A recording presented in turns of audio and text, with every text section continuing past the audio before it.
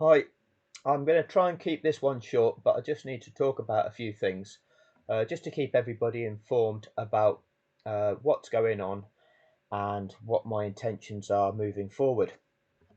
So, um, we saw the Las Vegas Grand Prix last weekend, and once again, there were things that can be discussed.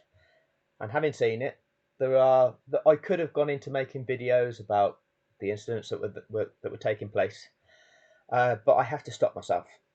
I have to stop myself from going off down these paths um, because I need to drag it back constantly to expose the true crime, which was Abu Dhabi 2021. This coming weekend, we've got the 2023 version of the Abu Dhabi Grand Prix. So it will be almost 2 years on from the night of that robbery. And still, the world does nothing. Still, the law enforcement that should be tasked with clamping down on global corruption have done nothing. So we need to make sure that something is done. And we can. They try to tell us that we are powerless. That's not true. Laws exist. They exist for the protection of people. They exist to prevent corruption and to ensure that there is a consequence for corrupt actions. And nobody is enforcing that. That in itself is corruption. And for them to try to tell us and project to us there is nothing that we can do, well, they're wrong. That only works because that's their narrative. That's what they want us to believe. And they are wrong. So we're going to do something about that as a collective. Um, and as part of this, you need to ask yourself, what can you do in this situation? Because one of the comments that's been made in the comment section is, oh, you could be doing more. Okay, there are many people campaigning about this. If you go onto Twitter, there's a lot of people campaigning. If you go onto Twitter this week especially, that hashtag Abu Dhabi 2021 and hashtag fixed, okay, they will be trending. You need to get yourself on there and you need to be retweeting, reposting, and making sure that you use your social media accounts to keep this topic at the forefront of social media traffic. These videos that I produce, which evidence what went on, they are not reaching a big audience. If you look at my channel, you can see the videos I've made, and some of these I've tried to purposefully create headlines to them that people are going to click on. They are not causing the channel to grow. 1,270 people is a tiny channel still, so it's still a tiny proportion of people that are actually seeing the true mechanics of what went on. Now, there's a reason for that. The reason for that is that social media itself has this so-called algorithm where they will show videos to people. They will recommend videos to people that they think, according to their little data, they think people will be interested in. So you get channels which expose nothing that have got 60,000 following. And so what will be recommended to those people is deadhead videos which don't explain anything. And actually what is being exposed here stays in the background, quiet, and hardly anybody gets to see. So we need to change that. And the way that we change that is you. If you look at the model for how viral spread occurs, for every person that comes into contact or sees something, if they can ensure that two people see it or three people see it, and each of them people can ensure that two people see it or three people see it, and each of them people can ensure that two people see it or three people see it, that's how you get spread. If you just watch something, click a thumbs up, make a comment, it ends there. It ends there. So what you can do is you can repost it. Repost it, make sure others see it. So share this video. Share this video to make sure more and more and more people see it, and they get the idea that it's not just a case of watching something and clicking a thumbs up. It's a case of watching it and it's sharing it and it's showing people the truth about what really happened. So that's what part you can play. I am going to focus on Abu Dhabi. So rather than make videos about what took place in Vegas and all of the situations that Verstappen is clearly getting away with, and the fact that all the things that he does wrong, he's not receiving penalty points on his license for, I could go into all of that. We could break this down and expose all this. And again, other YouTubers, what are they truly doing? Fluffing that up. They're not doing it in conjunction with the actual rules, explaining exactly what's going wrong and exactly the fact that he's not getting penalised for this. No, it's still shit the way they're doing it, and I could do it better than them. But actually, the focus of this channel is exposing a crime, exposing global corruption. So if we scroll down here on these things, I'm trying to get you to see in the fact that these are the rules of the sport. These is how long they've been going, and look at what the media is doing about it in terms of who's reporting what. Okay, it's all part of it. It's all part of it. But I started a long time ago doing this what is going to be an 8-part series, the Abu Dhabi fix. I've done parts 1 and 2. So I need to produce the other 6 parts, and I would like to get them done prior to the 2-year anniversary of Abu Dhabi.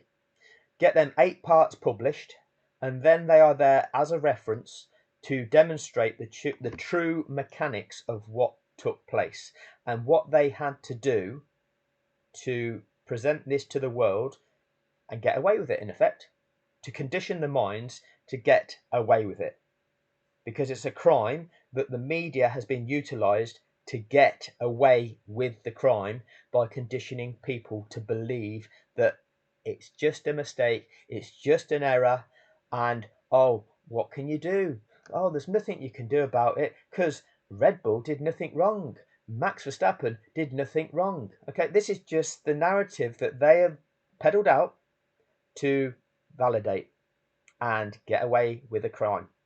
So I'm going to expose that to you in those 8 parts, and then no doubt with the further insight that you can contribute, we can actually get to the bottom of this, because different people see things slightly different, or they can pick something out that's really stuck out in their brain, and then when they expose that to everybody else, we all start seeing it, and we all start seeing the fuller picture. So it's going to be important that that's what I do, and I'll expose all of that. And on from there, what we have to do as a collective is hold these perpetrators to account. And the way we do that is that we take them to court. It is possible. It is something that we will win. There is no defence against it. But there will be a cost. Now, what I've looked into so far, the court fees, this is what you have to pay the court to actually raise a case of the nature that I intend to do, is going to be somewhere in the region of £10,000 per case that you raise, and there will be several, because there are several parties that we need to raise these cases against. So at some point in time, we are going to have to raise the funds to be able to take these cases forward. But I will come to that. Okay, so at some point we will look at the ways into being able to raise funds. I've looked into GoFundMe pages. You can do it on YouTube, but if you try and collect money on YouTube, let's say I set up this channel and said any money that's donated to this channel will go into paying for court fees for this case. I believe YouTube take about 30% of any donations that you give to any channels on YouTube. So I don't want it to be that way. I don't want any money that people want to contribute to achieving justice to be taken by a private organisation. I want any contributions to achieving justice to go in achieving justice. So, but I'll get into that. I will get into that. There will be at that point where we can do that. What we can also look at trying to do is look at high-profile individuals that are willing to expose this. Now, it's been brought to my attention that Serena Williams has been talking about the fact that Lewis Hamilton was robbed. So perhaps if some people can get onto these high profile celebrities, link my videos, link this video, link my channel and say, look at this. This person can explain it in full and he has a plan and can go forward and he will win this case, because I will. I guarantee you that they cannot disprove what I have to say. And what I can prove proves corruption, proves that they've done it wrong, and there is no defence to what they've done. The only way that they can win is if the court is corrupt, and if the court is corrupt, we expose that too. Okay? And those of you that will have the belief, oh well, if this was possible to do legally, then surely a law firm would have taken this on by now. What you need to realise is that lawyers and legal firms generally aren't interested in law, which is really a case of what is right and what is wrong, because that's what law is there for. Law is there to determine what is right and what is wrong in any given set of circumstances. And they're not really interested in that. They're interested in money. They're interested in who's paying them money, and therefore what argument do they need to put forward to try and win that argument for that person that's paying them money. That's really what the legal profession is. Okay, they're not really interested in what's right or wrong. They're interested in how much money can they get out of the situation. How much money can they make out of a conflicting situation? So that's what we're kind of dealing with. That in itself is corrupt, because nobody is standing for integrity. So, we'll overcome it. It's one of them things. I've accepted it for what it is, and so therefore it means that we ourselves have to do this case. Because actually, I can't trust lawyers and legal firms that they won't be influenced by outside forces. They won't be paid off to purposefully throw the case because Malone is throwing a load of money at them so that they don't win a case. So, if that's going to be the situation, we'll do it ourselves. And if the courts are corrupt, we'll expose that too. And there's ways, okay? Because I've thought all about this, and there is ways.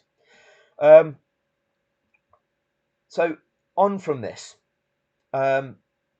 just to recap then, I'm not going to be focusing on what's going on at each Grand Prix and calling out all that's wrong in each Grand Prix. I'm going to try and avoid calling out the other YouTubers that are crap and yet still getting big audiences. My current focus is producing the other 6 parts of the 8-part Abu Dhabi fix that I need to do, and evidencing the things that you need to see from that. And then as we move forward, taking it forward into looking at how we raise the funds and how we move forward with a court case against these corrupt parties. Okay? And what you can be doing is contacting high profile individuals that can keep this at the forefront. You can be posting on social media. You can be sharing these videos, ensuring that this is constantly a thorn in the side of this sport, this show of Formula One. Okay? It is not okay. It is not okay. And for all media to be ignoring it, for all of the world's media to just be brushing over it, not addressing it. No, none of them have ever exposed the things that are being exposed on this channel. And these are the basics. What I present is basic, clear-cut information, clearly evidenced, clearly wrong, and none of them are saying it. And if you don't realise that there's a reason for that, then this is where you need to start opening your eyes. Now, what I'm going to do now, I'm just going to finish this video off with showing you a video. And what it talks about is toxic behaviours. Now, this is toxic behaviours in society, in individuals. Now, why it's so important is that they exist, but there's reasons why they exist. And the first reason given is showing on people's upbringing. but it's also showing the outside influence that causes toxicity within the behaviour of individuals. So why would we have a system where they know it can cause toxic behaviour within individuals and yet allow it to continue? They know that the media, and if you listen to what Dr. Snipes has to say, right? If you listen, you'll see it. Why does this world have a system whereby it knows what it is doing? It knows what it is causing, and yet there is no consequence for it. Because the media is causing toxicity. It is causing toxicity within human behaviour. It is causing conflict within society. There is a reason. There is a reason because it works for them and the agenda of those that are paying for that to happen. You need to start breaking this down and tracing it back to the root of all of this. So just have a listen to this, because you can apply some of this to the people that continually jump up and comment on this channel. Okay, some of it relates directly to them, but actually look at what is going on with what she says about the media. So these behaviors are often learned from our caregivers. You know, you grow up in that environment, you have ideally a secure attachment growing up, but a lot of people don't. A lot of people, their caregivers are their very first toxic relationship. Their caregivers don't know how to deal with their own stuff, and they're certainly not able to help a child deal with their stuff or be responsive to a child's needs. So again, this is relating to some of the people that are here trolling. Okay, you see a lot of unresponsiveness or criticism, negativity, unpredictability. None of those are consistent, responsive, validating, encouraging, or safe and supportive. So people can learn those behaviors from their caregivers. And if that's what they've always known, they're not expected to know anything different. If they grow up in this toxic environment, that's where you learn your relationship behaviors. And unless somebody else teaches them to you, you're not expected to just randomly know that, hey, this ain't right. So again, this is what we're dealing with, but hopefully now she'll go on to the media section. The media can teach us toxic behaviors, whether it is in dramas that you watch or sitcoms or on the news, or even through educational institutions. And maybe I should have put that in its own column, not under media. But it's important to recognize that all of these institutions or organizations have an agenda. Funny that. The media has an agenda. And I'm not saying that to be mean or critical. Their agenda is to survive. Their agenda is to do what they need to do in order to thrive in a capitalist society. So they are going to often push narratives and ideas and beliefs that are going to get them the most money. Let's just put it out where it is. So within the UK, apparently the entire UK media is monopolised by around about 5 billionaires, and they pretty much own all of the UK's media between them. Apparently, Malone, the Liberty Media owner, has got a stake in ITV. These media companies all say the same thing. It's a collective narrative, because the underlying thing that they're achieving works for them. Conditioning the minds of society in the way that they do works for them. They make the money by doing what they do. Therefore, we need to recognize that and recognize that you're probably not getting a completely balanced view of everything that's going on. And they are probably not overly concerned with you as an individual and your thoughts, wants, and needs. And they're probably not going to be overly responsive to it. You can try. You can try writing a campaign, but until you start showing them that it's going to hit them where it hurts, and that's that bottom line, a lot of times they are going to not be responsive. So I can evidence the number of emails that I have sent to the world's media, the British media and the world's media, exposing the simple truth of the situation, and yet none of them have ever exposed it. And there's a reason for that. So I have embarked on a campaign to show them, to tell them that this is not okay and that something needs to change. And they've done nothing. So the only way of getting them to, well, is to hold them to account. The only way of getting any kind of justice in this, to expose anything, because they're not going to expose it themselves unless it makes them money, is for us to enforce it. Peers also teach us toxic behaviors, and we can learn these on social media. For example, people have started learning, they've created an art out of trolling now. Trolls learn how to troll from other trolls, and it's just mind-boggling that people have that Well, kind of time and energy to hate on each other so much. But we can learn these behaviors from social media. again, this is something that is evident on the channel. We can pick out the individuals that display those characteristics, those behaviours, but we can trace it back to right at the start of what she says and where these toxic behaviours both originate from and who then influences that, which is the media. Okay, so it can be initially a lack of a secure home environment, a lack of decent parenting.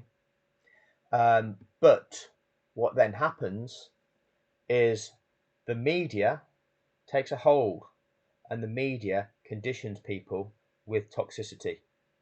And that is exactly what is happening. Is that they're using the vehicle of the sport of Formula One to perpetrate this and project these attitudes into society, and to make people accepting of that sort of conduct, accepting of breaking rules, accepting of there being no consequence for breaking the rules, having people argue that that's okay because these people, many of them they put themselves in that position and think, oh, well, if I broke the rules, would I want to be held to account for it? Well, no, I wouldn't, so I'll accept them breaking the rules. What does society descend into if that's going to be the case? Where do we draw the line as to which rules hold and which rules don't? Which rules, if you break them, you get punished for, but which rules, if you break them, oh, we won't worry about that. It's a slippery slope. Anyway, look out for the next 6 parts, because that's going to be my focus. The 6 parts that need to be done exposing the 2021 Abu Dhabi fix. Do your part. Share on social media. Campaign on social media about Abu Dhabi 21. Keep this campaign alive. Okay. Share the content. Share the channel. Get people to like it, get people to subscribe to it. Let's grow it. Let's grow the audience. Let's make more and more people aware of what is truly happening. Educate people, open their eyes to what is really happening in both the sport of Formula One, which actually translates to what is going on elsewhere, and how the media is giving the global population a narrative which isn't the truth. Thanks for your time.